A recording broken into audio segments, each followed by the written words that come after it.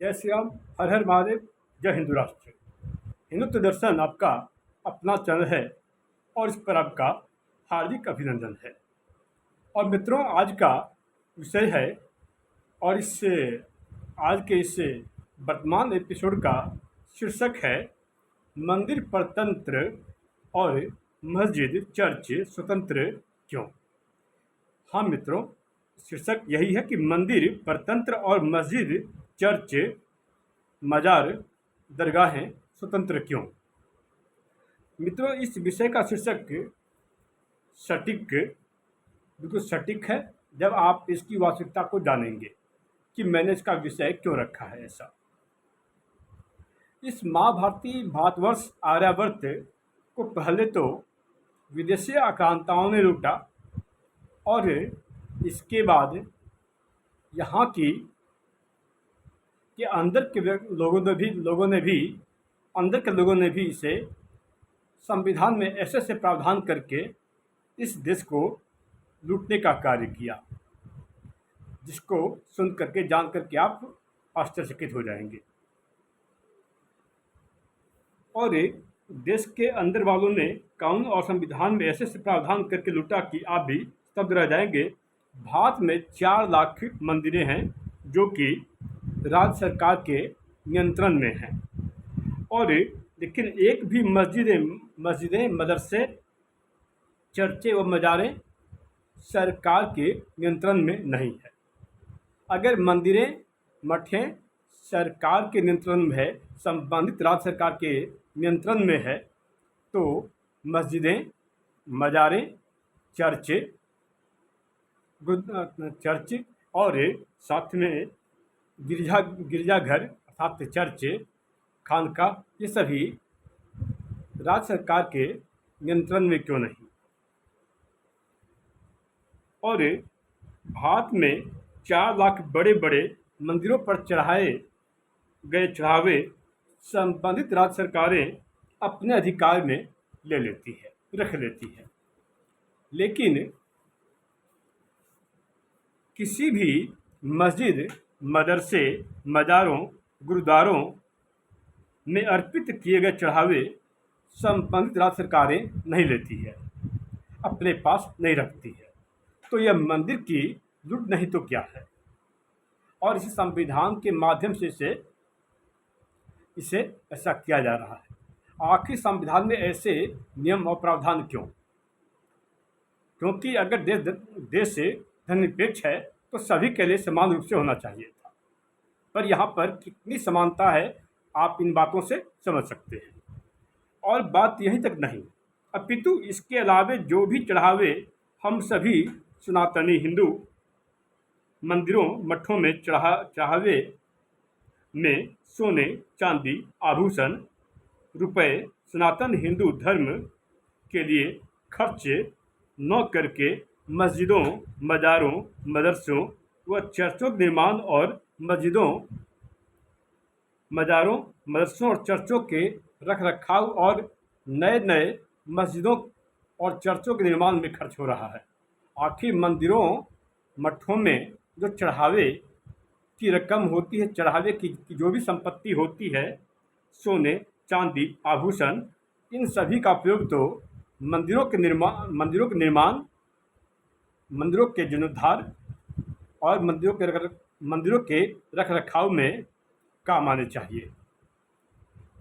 तमिलनाडु राज्य सरकार का यह कहना है कि कुल मिलाकर के तमिलनाडु में 12,000 करीब मंदिरें ऐसी है जहां पर पूजा ठीक से होती नहीं। अर्थात एक ही व्यक्ति साफ सफाई का काम करता है, एक ही व्यक्ति पूजा पाठ कराता है और एक ही व्यक्ति एक अकेला पूरा सारा कार्य करता है। अगर इन चढ़ावे की रकम अच्छी तरह से उपयोग में लाई जाती, इसका प्रयोग किया जाता, तो आज करीब 12,000 मंदिरों में जो ऐसी व्यवस्था है आज ऐसी नहीं होती और मंदिरों में बहुत अच्छी स्थिति में होती। यह स्वयं तमिलनाडु राज्य सरकार का के अपने एफिडेविट में कहा गया है कि करीब 12,000 मंदिरें ऐसी हैं जहाँ पर कि एक ही व्यक्ति सारा काम संभालता है। जबकि होना तो यह चाहिए था कि अगर हमारे मंदिरों मठों में जो चढ़ावे की रकम, चढ़ावे में जो भी सामान होती है, इसका प्रयोग किया जाता तो गुरुकुल खुल सकता था और साथ ही साथ वैदिक विद्यालय भी स्थापित हो सकता था। जबकि दूसरी दूसरी ओर मस्जिदों, मदरसों, दरगाहों, मज़ारों और चर्चों से प्राप्त अर्जित आय सिर्फ मजहबों और संबंधित पंथों के निर्माण, रख रखाव पर खर्च किए जाते हैं।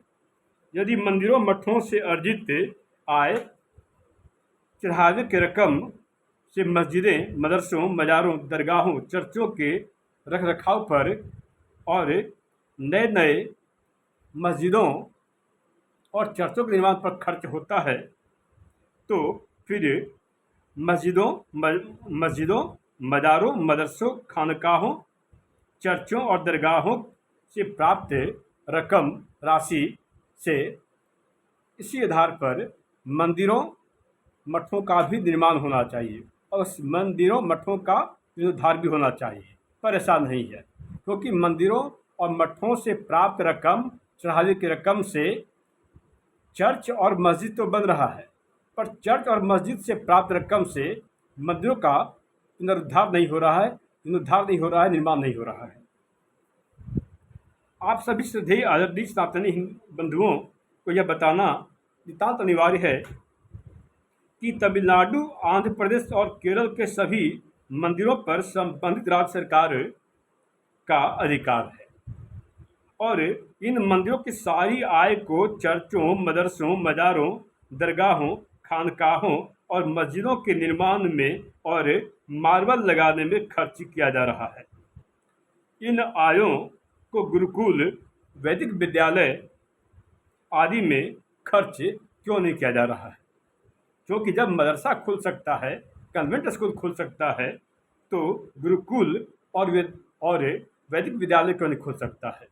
मित्रों, मदरसों का मस्जिदों से जो कमाई होती है, मस्जिदों से जो प्राप्त आय होती है, उससे जब मदरसे खुल सकते हैं और चर्च से प्राप्त आय से जब कन्वेंट स्कूल खुल सकते हैं, तो हमारे मंदिरों से गुरुकुल क्यों नहीं खुल सकते?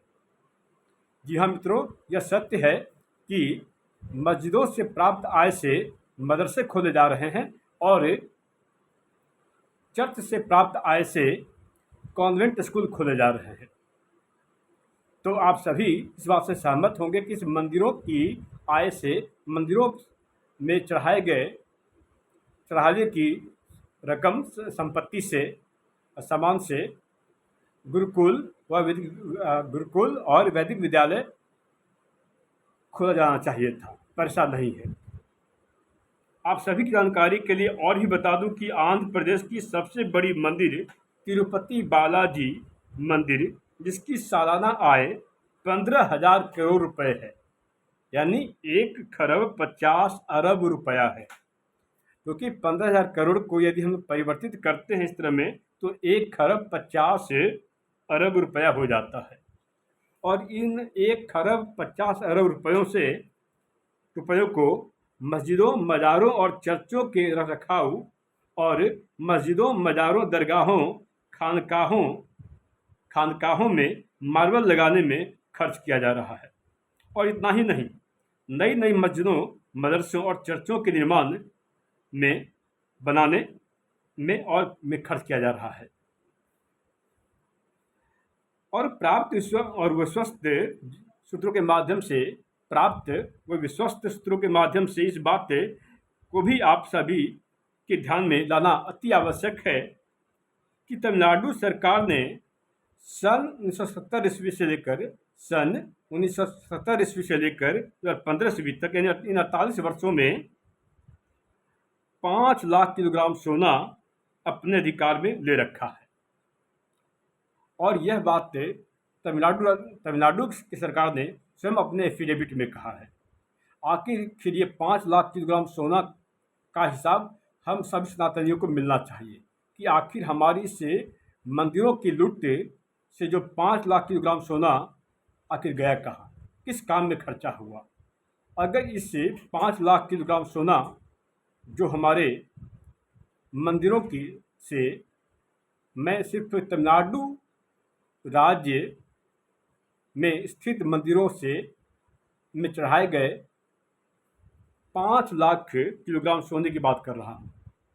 अगर इसका निर्माण मंदिरों और मठों के निर्माण में होता तो भारत और भी शक्तिशाली होता। और यह जीडीपी का भी बुरा आधार है।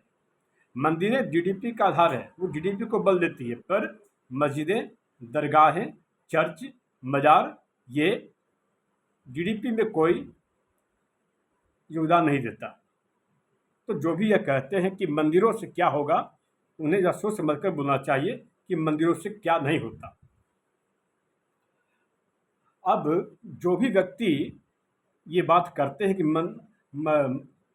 मंदिरों से क्या होगा, और तो समझ लीजिए ये कैसे कृतज्ञ व्यक्ति हैं। ये मंदिरों से प्राप्त आय पर ऐश करते हैं और ये कहते हैं कि मंदिरों से क्या होगा। मंदिरों पर प्रश्न चिन्ह खड़ा करते हैं। ये अक्सर मंदिरों पर प्रश्न चिन्ह खड़ा करते हैं, लेकिन मस्जिदों, मदरसों, चर्चों आदि पर चुप रहते हैं। पर ये एक शब्द भी नहीं बोला करते। अब आप ही बताएं, ऐसे संविधान में जो प्रावधान किए गए हैं और नियम कानून, क्या इससे यह नहीं कहा जाना चाहिए कि यह मंदिरों की लूट है?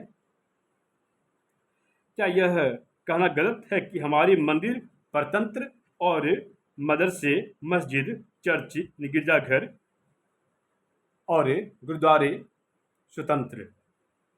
अगर स्वतंत्र रखना ही था तो मंदिर को भी स्वतंत्र रखना चाहिए।